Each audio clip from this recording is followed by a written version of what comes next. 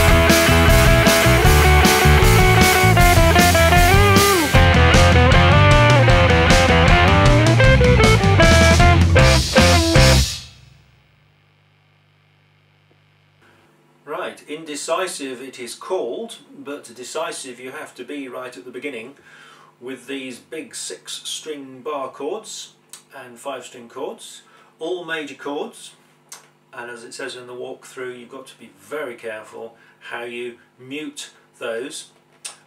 Basically you release the pressure with your thumb, but keep the fingers in place so that you get... So your thumb releases, that releases your fingers, and then squeeze your thumb again to play it again. The F and G chords in the 2nd and 4th bars, etc. Unless you're going to do it the very posh and classical way with fingers 1, 2, 3, 4, which I don't actually recommend, you're probably going to want to bar the 10th and 12th frets respectively in the F and G chords either with your 3rd finger or your 4th finger. You'll probably find it easier with your 3rd. Personally I do it with the 4th.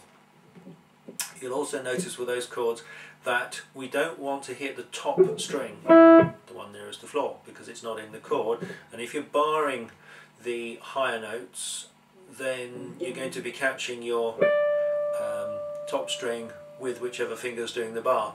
So my technique in that kind of situation is when I switch from doing the 6-string chord to doing the 4-note chord, even though I think I said 5 notes before, the 4-note chord, is just to let my the fingers of my right hand that I'm not using to hold the pick accidentally, in inverted commas, touch the 1st string, and then I can strum away like that, and then I know that I'm not going to be accidentally sounding the 1st string.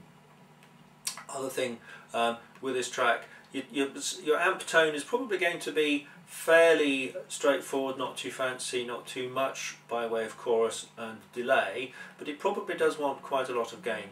To play these major chords at the beginning, however, you don't want your sound to end up overly congested, so I would have my volume down at maybe as low as about half, not least because then you can really whack into those chords.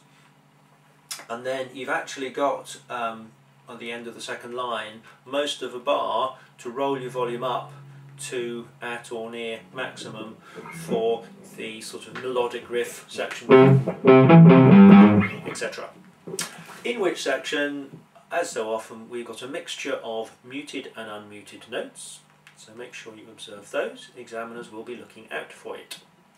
In the section C/G, at the bottom of the 1st page, in the walkthrough, it's almost like a challenge. They're saying it's almost impossible to do those chords with downstrokes. I can think of a few teenagers who will definitely think of that as a challenge.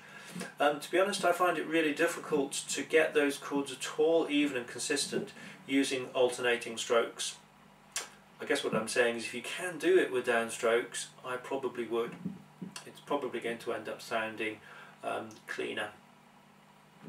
For the solo, we're in C major, and so firstly, because this is pop punk, please don't do anything particularly bluesy.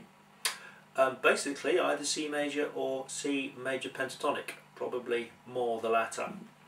And the fourth line of the second page is basically a composed outro to the solo. So it would be ideal if your improvised bit can sort of dovetail into that bit of the composed outro.